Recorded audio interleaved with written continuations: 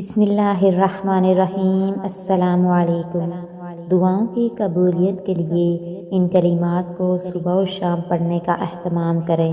رسول اللہ صلی اللہ علیہ وآلہ وسلم نے فرمایا، جو شخص صبح و شام 7 مرتبہ اس دعا کو پڑھے گا، پھر وہ اللہ تعالیٰ سے جو کچھ مانگے گا اللہ تعالیٰ اس کو عطا فرمائیں گے۔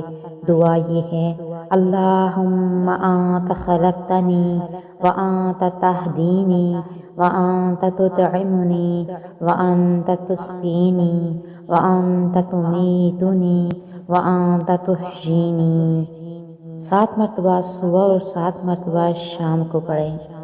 حضور صلی اللہ علیہ وآلہ وسلم فرض نماز کے بعد یہ دعا ضرور مانگا کرتے تھے۔ یہ دعا 24 گھنٹے میں کسی بھی وقت مانگ سکتے ہیں۔ اللہم لا مانع لما اعطیت ولا معطی لما منعت ولا ينفع ذا الجد منک الجد۔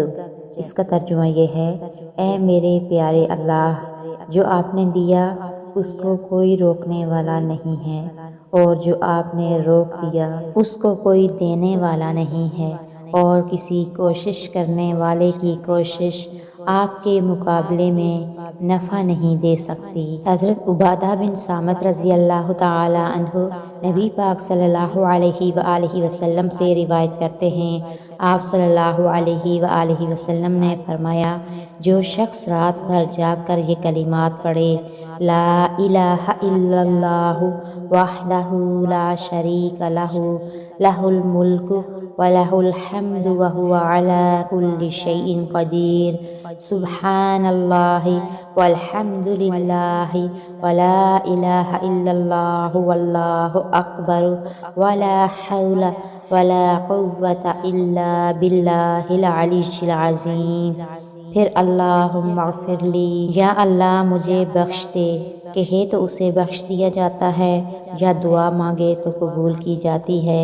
پھر اگر وضو کر کے نماز پڑھے تو اس کی نماز قبول ہوتی ہے۔ سبحان اللہ۔ اللہ پاک ہم سب کو عمل کرنے کی توفیق عطا فرمائے، آمین۔